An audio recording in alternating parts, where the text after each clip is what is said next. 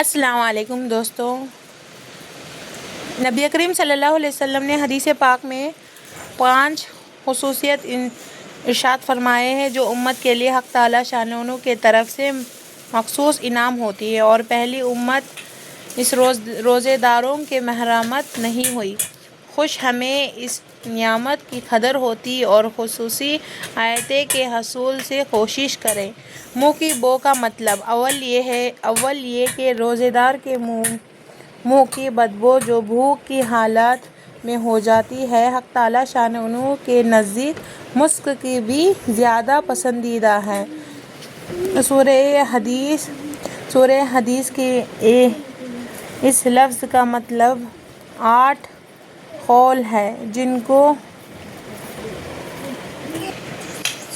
کو موطا کی صلاح میں بندہ مفصل نقل کر چکے ہیں، مگر بندے کے نزدیک ان میں سے 3 قول راجح ہیں۔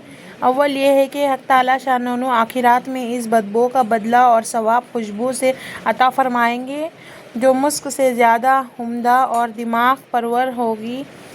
یہ مطلب تو ظاہر ہے، اور اس میں خوش بدبو بھی نہیں۔ نزدیک دور منصور ایک روایت میں اس کی تصریح بھی ہے، اس کے لیے یہ بڑا منزلہ متعین کیا ہے۔ دوسرا قول یہ ہے کہ قیامت میں جب قبریں اٹھائیں گے تو علامت ہوگی کہ روزے دار کے منہ میں سے خوشبو جو مسک سے بھی بہتر ہوگی وہ آئے گی۔ تیسرا مطلب جو بندہ ناقص رائے میں ان دونوں سے اچھا ہے وہ یہ ہے کہ دنیا میں اللہ کے نزدیک اس بو کی قدر مسک کی خوشبو سے زیادہ پسندیدہ ہے، اور یہ امر باب المحبت سے ہے۔ جس کو کسی کی محبت و تعلق ہوتا ہے، اس کی بدبو بھی فرشتوں کے لیے 1000 خوشبوؤں سے بہتر ہوا کرتی ہے۔ روزے میں مسواک۔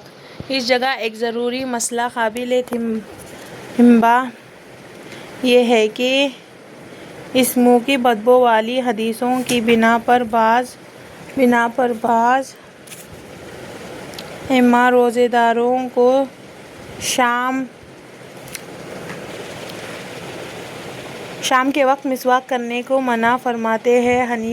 حنفیہ کے نزدیک مسواک ہر وقت مستحب ہے، اس لیے کہ مسواک سے دانتوں کی بو زائل ہوتی ہے، اور حدیث میں جس بو کا ذکر ہے وہ معدے کے خالی ہونے کی ہے، نہ کہ دانتوں کی۔ حنفیہ کی دلیل اپنے موقع پر کتب فقہ و حدیث میں موجود ہے۔ مچھلیوں کا استغفار۔ دوسری خصوصیت مچھلیوں کے استغفار کرنے کی ہے۔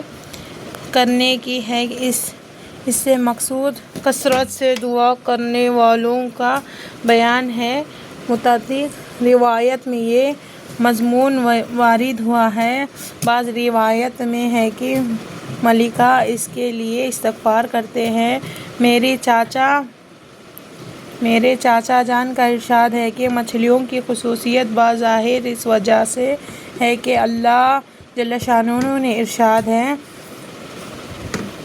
ان الذین آمنوا وعملوا الصالحات سیجعل لهم الرحمن ودا۔ ترجمہ، جو لوگ ایمان لائے اور اچھے عمل کیے، حق تعالیٰ شانہ ان کے لیے دنیا میں محبت فرما دیں گے۔ جنت کا سجائے جانا۔ تیسری خصوصیت جنت کا مزین ہونے کی یہ بھی بہت سی روایات میں وارد ہوئی ہے۔ بعض روایات میں آیا ہے کہ سال کے شروع ہی اس رمضان کے لیے جنت کو آراستہ کرنا شروع ہو جاتا ہے۔ کہ قاعدے کی بات ہے کہ جس شخص کے آنے سے جس قدر اہتمام ہوتا ہے اتنا ہی پہلے سے ان کا انتظام کیا جاتا ہے۔ شادی کا اہتمام مہینوں پہلے سے کیا جاتا ہے، ایسے ہی رمضان آنے سے پہلے رمضان کا اہتمام کرنا چاہیے۔